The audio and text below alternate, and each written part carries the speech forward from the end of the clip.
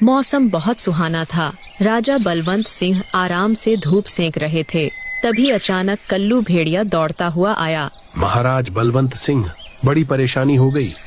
Ration वाली गुफा से सामान चोरी हो रहा है और आप यहाँ आराम कर रहे हैं। क्या राशन गुफा से चोरी हुई है? वहाँ तो हमने पहरा लगाने के लिए पहरेदार रखा था, वो कहाँ है? आप मेरे साथ चलिए महाराज, सब पता चल जाएगा। बलवंत सिंह और भेड़िया गुफा के पास पहुँचे। अरे गधे, ये सब कैसे हो गया? मैंने भरोसा करके तुम्हें इस गुफा का पहरेदार बनाया था, फिर तुम्हारे रहते चोरी कैसे हुई?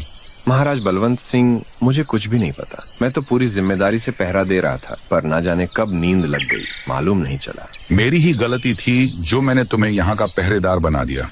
अच्छा ये बताओ, क्या क्या सामान चोरी हुआ है? महाराज, गुफा से 3 बोरी चावल, 1 बोरी दाल और मांस भी चोरी हो गया है। पूरे जंगल में खबर फैला दो, सब अपने अपने घर का ध्यान रखें।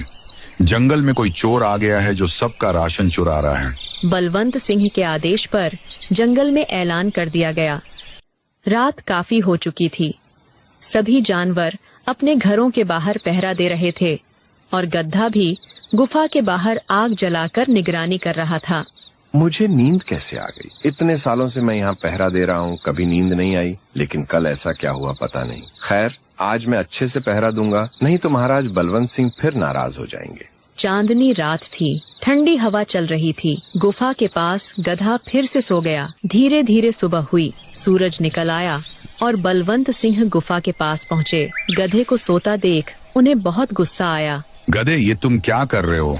अभी तक सो रहे हो? महाराज, मुझे माफ कर दीजिए। पता नहीं कैसे मेरी आंख लग गई। मैंने तो आग भी जलाई थी ताकि नींद ना आए, फिर भी मैं सो गया, मुझे पता ही नहीं चला। गुफा के अंदर चलो, मुझे देखना है कि तुम्हारी लापरवाही से फिर कुछ चोरी तो नहीं हुई। जैसे ही बलवंत सिंह अंदर गए, उनके होश उड़ गए। गुफा से फिर से 3 बोरी चावल, दाल और सूखे बीज गायब थे।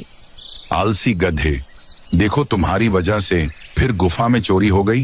राशन दोबारा गायब है, अब इसकी जिम्मेदारी कौन लेगा? महाराज, मैं सच बोल रहा हूँ, मुझे अचानक नींद आ गई थी। मेरा सोने का इरादा नहीं था, मैं तो ठीक से पहरा दे रहा था। मुझे तुम्हारे बहाने पसंद नहीं आ रहे।